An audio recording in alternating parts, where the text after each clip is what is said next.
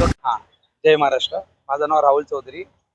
Actually कसं आहे, आम्ही तिघांनी जी घडामोडी चालू आहेत आता सध्या महाराष्ट्राच्या राजकारणामध्ये, आणि तुम्ही सर्वांनी आता बघितलंच आहे की राज ठाकरे आणि उद्धव ठाकरे साहेबांचं एकत्र मनोमिलन होण्याचं चालू आहे. तर आमच्या सगळ्यांची इच्छा आहे, आमची आमची आमची म्हणजे आमच्या पक्षाची नाही, तर मनसेच्या पदाधिकारी असो किंवा कुठलाही सामान्य नागरिक असो, सगळ्यांना महाराष्ट्रात सगळ्या सामान्य नागरिकांची एकच इच्छा आहे की दोन्ही ठाकरे बंधूंनी दोघांनी एकत्र यावं.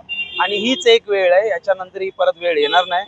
कारण आज जे काय गलिच्छ राजकारण आपण सगळे बघतोय, नुसतं महाराष्ट्रात नाही, मुंबईत नाही, तर पूर्ण देशभर चाललंय.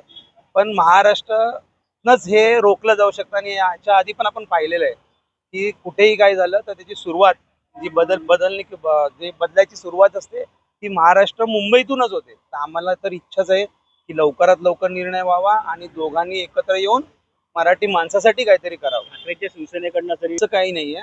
आता आम्ही तरी डोंबिवलीमधल्या जेवढ्या पदाधिकाऱ्यांशी बोललो किंवा मुंबईतल्या पदाधिकाऱ्यांशी, आमचे मित्र परिवाराशी, ज्यांच्याशी काय आमचा संपर्क झाला, इव्हन गावाच्या साईडला पण, कोकणात, कोल्हापूर किंवा जळगाव साईडला, तर तिथेही आमचं काही असं बोलणं चालणं झालं. त्याच्यावरनं तरी लोकांचं हेच म्हणणं आहे की पक्ष राहिला बाजूला, सध्या आपल्याला गरज आहे मराठी लोकांसाठी लढायची आणि मराठी लोकांना जपायची. तर यासाठी दोघं बंधूंनी एकत्र यावे हे सगळ्यांना मान्य आहे.